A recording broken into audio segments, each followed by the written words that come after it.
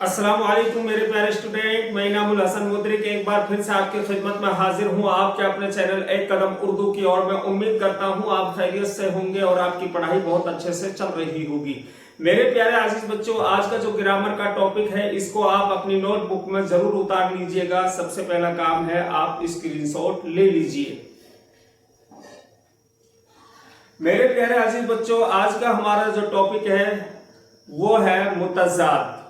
यानी आज हम समझेंगे मुतज़ाद की परिभाषा। और मुतज़ाद को इंग्लिश में बोला जाता है ऑपोजिट, और जिसको हिंदी में कहते हैं विलोम शब्द। तो मेरे प्यारे बच्चों, हम समझेंगे मुतज़ाद की डेफिनेशन। असल में जो मुतज़ाद लफ्ज है ये लफ्ज जिद से बना है। मुतज़ाद जो लफ्ज है किससे बना है? जिद से बना है, जिसके मायने बरअक्स यानी उल्टे के हैं।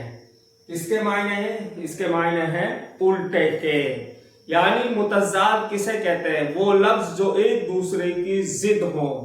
ठीक है, आपने विलोम शब्द हिंदी में पढ़े हैं ना, वही है, उसी को उर्दू में मुतज़ाद कहा जाता है। जिस तरह अहले ज़बान मुतरादिफ अल्फाज का इस्तेमाल करके अपनी बात को पुरअसर और दिलचस्प बनाते हैं। कैसे बनाते हैं? दिलचस्प बनाते हैं। इसी तरह दुरुस्त मुतज़ाद अल्फाज का एक साथ इस्तेमाल करना उर्दू जबान की लताफत और ज़ोरे बयान को बढ़ाने का बाइस है। मेरे प्यारे बच्चों, जिस तरह अहले ज़बान मुतरादिफ अल्फाज का एक साथ इस्तेमाल करके अपनी ज़बान को, अपने जुमले को या किसी मजमून को खुशनुमा और बेहतर दिलचस्प बनाते हैं, ठीक इसी तरह अहले ज़बान ने मुतज़ाद अल्फाज को भी एक साथ जोड़ा है और अपनी ज़बान को खूबसूरत बनाया है। आपको याद रखना चाहिए, जो जरूरी है वो ये है कि अहले ज़बान ने जिन लफ्ज़ों को पहले से मुतय्यन कर रखा है, एक साथ जो मुतज़ाद अल्फाज है उनको जोड़ा है।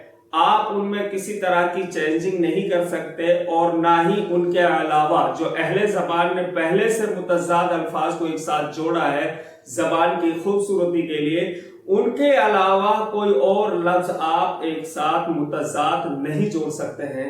आप याद रखिएगा, अपने दिल में अच्छे से और दिमाग में उतार लीजिए। मेरे प्यारे बच्चों, याद रखना चाहिए कि उन्हीं मुतज़ाद अल्फाज को एक साथ इस्तेमाल करना चाहिए।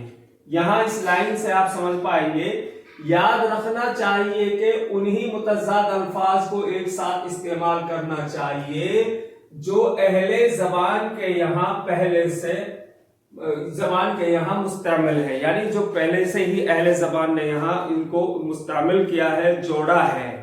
बस ये समझना है आपको। यानी हमें उन्हीं अल्फाज को इस्तेमाल करना है जो अहले ज़बान, यानी जो ज़बान के जानने वाले लोग, यानी अहले ज़बान से मुराद है किसी भी ज़बान को जानने वाले लोग, पढ़े लिखे लोग। ठीक है, तो जिन लोगों ने पहले मुतज़ाद अल्फाज को एक साथ जोड़ा हुआ है, आप उन्हीं लफ्जों को जोड़ेंगे। अगर उनमें किसी तरह की छेड़खानी या रद्दो बदल आप करेंगे, वो गलत है। आपको नहीं छेड़ना है, जो पहले से तय है, जो मुतय्यन है, वही रहेंगे।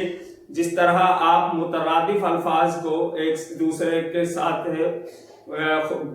जोड़ते हैं, मुतरादिफ यानी पर्यायवाची अल्फाज को हम इबारत में खूबसूरती के लिए दो अल्फाजों को जोड़ते हैं जो कि एक ही मायना और एक ही मतलब रखते हैं, लेकिन किसी मजमून में या किसी जुमले में हम उनको एक साथ जोड़ते हैं इबारत की खूबसूरती के लिए। लेकिन मुतज़ाद अल्फाज को आप उन्हीं को जोड़ेंगे जो कि अहले ज़बान ने पहले से जोड़ा है। आप उनमें कोई तब्दीली या बदलाव नहीं कर सकते हो। ठीक है, तो मेरे प्यारे बच्चों, इनमें किसी तरह का तसर्रुफ करना गलत है। यानी उनमें किसी तरह की चेंजिंग करना, छेड़छाड़ करना गलत होगा, ये आपको समझना है। अब मसलन अब इन मिसालों के जरिए से आप समझ पाएंगे।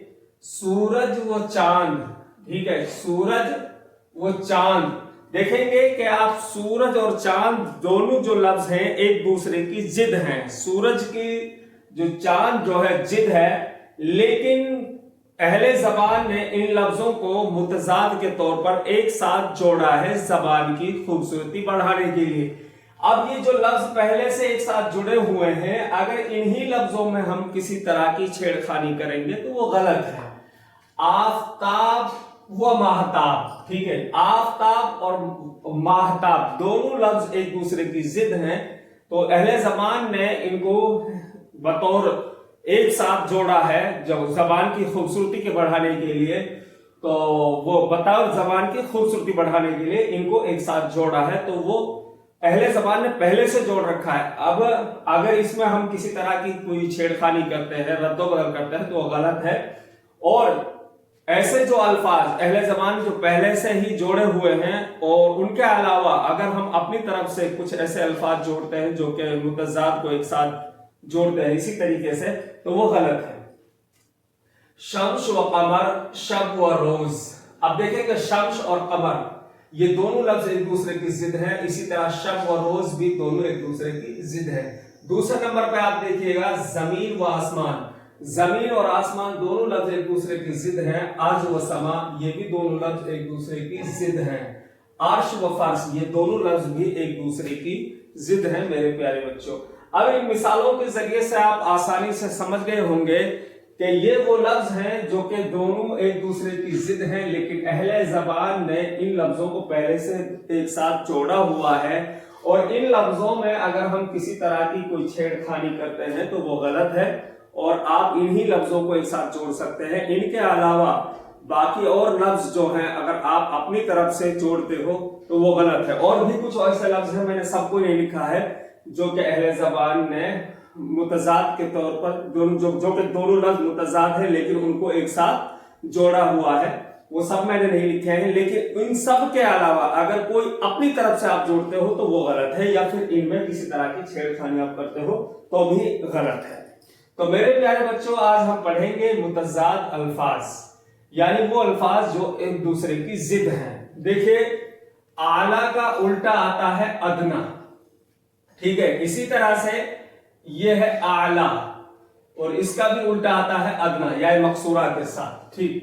ایسے ہی ازل، اس کا الٹا آتا ہے ابد، ابتدا، اس کا بھی الٹا آتا ہے انتہا، آغاز، اس کا بھی الٹا انجام آتا ہے، اقرار کا الٹا بھی انکار آتا ہے میرے پیارے بچوں۔ عرض کا الٹا سما آتا ہے، اور عرض کا مطلب ہے زمین، ٹھیک، اور سما کا مطلب ہوتا ہے آسمان۔ استاذ کا الٹا شاگرد آتا ہے، ٹھیک ہے، اور الفت کا الٹا نفرت آتا ہے، الفت کا معنی محبت، اور دیر کا الٹا آتا ہے حرم، دیر مطلب مندر اور حرم مطلب مسجد۔ آمد کا الٹا آئے گا رفت، اصغر کا الٹا آتا ہے اکبر، اور اقلیت کا الٹا اکثریت آتا ہے میرے پیارے بچوں۔ ارزا کا الٹا آتا ہے گراں، اتفاق کا الٹا آتا ہے نفاق، اور امانت کا الٹا آتا ہے خیانت، یعنی کہتے ہیں نا امانت میں خیانت نہ کرے، تو اس لیے امانت کا جو الٹا ہے خیانت ہے۔ اصل کا الٹا آتا ہے نقل، اقبال کا الٹا آتا ہے عزیز بچوں ادبار، آرام کا الٹا آتا ہے عزیز بچوں تکلیف، دین کا الٹا آتا ہے عزیز بچوں دنیا۔ آفتاب کا الٹا عزیز بچوں ماہتاب، آسمان کا الٹا زمین، امن کا الٹا ہے جنگ، اور بہشت کا الٹا ہے دوزخ، بہشت مطلب جنت، اور بعید کا الٹا آتا ہے قریب، اور بعید کا معنی ہوتا ہے دور۔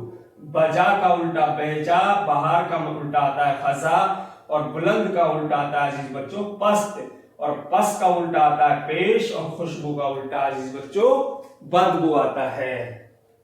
پوشیدہ کا الٹا آتا ہے نمایاں، پوشیدہ کا معنی ہے چھپا ہوا، اور نمایاں کا مطلب ہے ظاہر، اور تقریر کا الٹا آتا ہے تحریر، اور توقیر کا الٹا آتا ہے تحقیر۔ تنگ کا الٹا آتا ہے کشادہ، تنگ مطلب گھرا ہوا، اور کشادہ مطلب کھلا۔ بیمار کا الٹا آتا ہے تندرست، اور جنت کا الٹا دوزخ، جیت کا الٹا ہار، اور پیری کا الٹا آتا ہے عزیز بچوں شباب، اور حلال کا الٹا ہے حرام، اور حاکم کا الٹا ہے عزیز بچوں محکوم۔ اب سمجھیں گے آگے خیر خواہ، اس کا الٹا ہے بدخواہ، خیر خواہ کا مطلب ہمدرد، اور خادم کا الٹا آتا ہے مخدوم، اور خوبصورت کا الٹا آتا ہے بدصورت، खुश अखलाक का उल्टा है प्यारे बच्चों बद अखलाक। खुश अखलाक का मतलब उल्टा क्या आता है? बद अखलाक, यानी बुरे अखलाक वाला। और खुश अखलाक का मायना है अच्छे अखलाक वाला।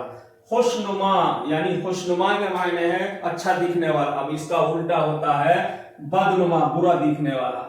और खरीद का उल्टा आता है फरोख्त, और खास का उल्टा आता है आम। फरोख्त का मायना होता है बेचना, और खरीद का मायने आप जानते हैं किसी चीज को लेना।